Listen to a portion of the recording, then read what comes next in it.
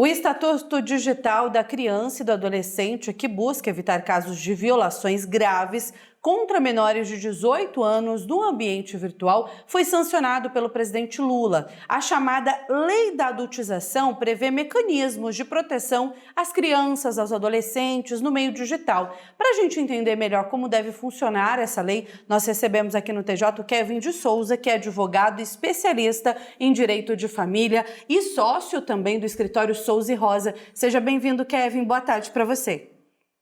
Boa tarde, Rayane. Boa tarde, Eduardo. Um prazer falar com você e todos que nos assistem.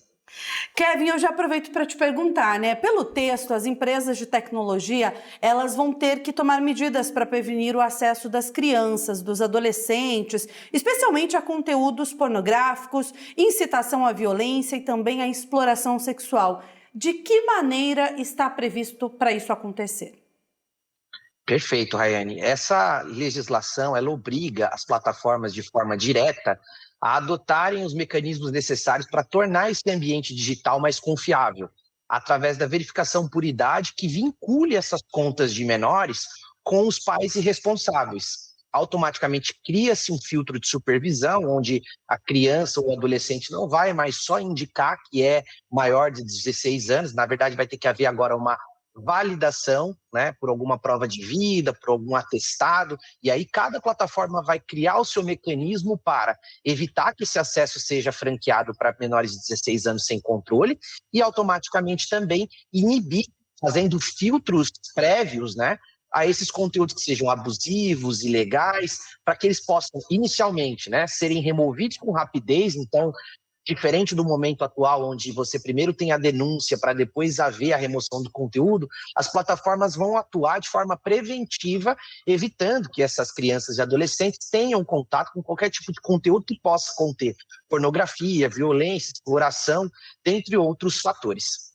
Kevin, boa tarde para você, bem-vindo aqui ao TJ Aparecida. E a gente interpreta da seguinte forma, Para que a lei funcione, as regras precisam ser cumpridas. Então eu pergunto para você, como deve funcionar a fiscalização dessas empresas de tecnologia? Perfeito, Eduardo. Nós já temos hoje, dentro do arcabouço normativo brasileiro, a Agência Nacional de Proteção de Dados Pessoais, que veio, junto da Legislação Geral de Proteção de Dados Pessoais, como uma autoridade fiscalizadora para todo tipo de atuação que envolva dados ou rede.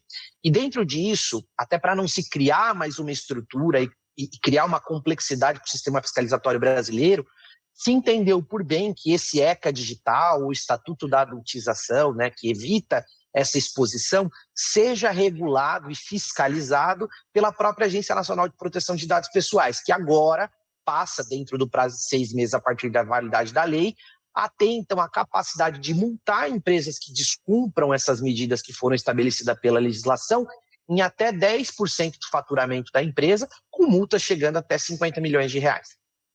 Falando sobre essas multas, a gente sabe que o Estatuto ele prevê medidas educativas e também medidas preventivas, além dessas multas que você citou. Como elas podem e devem ser aplicadas?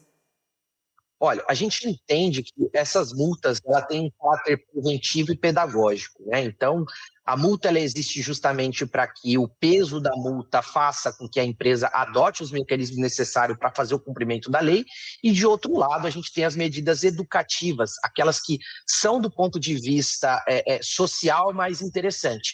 E aí, obviamente, dentro desse critério, as famílias têm um papel relevante, de fazer a fiscalização e o acompanhamento dessas atividades virtuais, e também, em paralelo, as escolas também têm uma capacidade muito grande de fazer uma conscientização para que, de fato, não haja necessidade de ter a inibição do conteúdo, para que, de fato, as pessoas possam ter acesso, e aí, melhor dizendo, as crianças e adolescentes e os pais tenham a educação digital a ponto de os pais poderem fazer o controle e as crianças terem um acesso à cultura de forma mais responsável com o uso da tecnologia. Kevin, a gente pode entender que esse Estatuto Digital busca preencher lacunas do Marco Civil da Internet e do Estatuto da Criança e do Adolescente, é isso?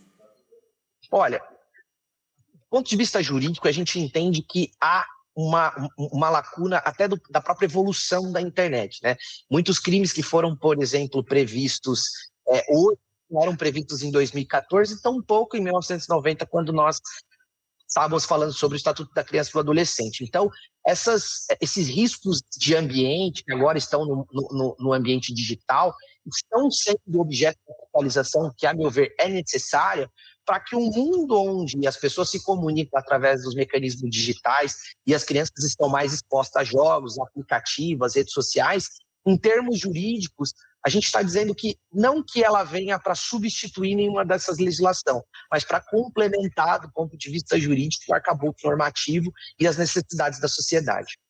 Kevin, muito obrigado, viu, por estar aqui no TJ, nos ajudando a compreender um pouco mais essa questão, né? Tanto para as famílias, para as escolas também, esse cuidado com as crianças e os adolescentes. Obrigado pela sua participação. Boa tarde. Boa tarde. Abraço para você, Kevin. Tchau, tchau. Obrigado, viu?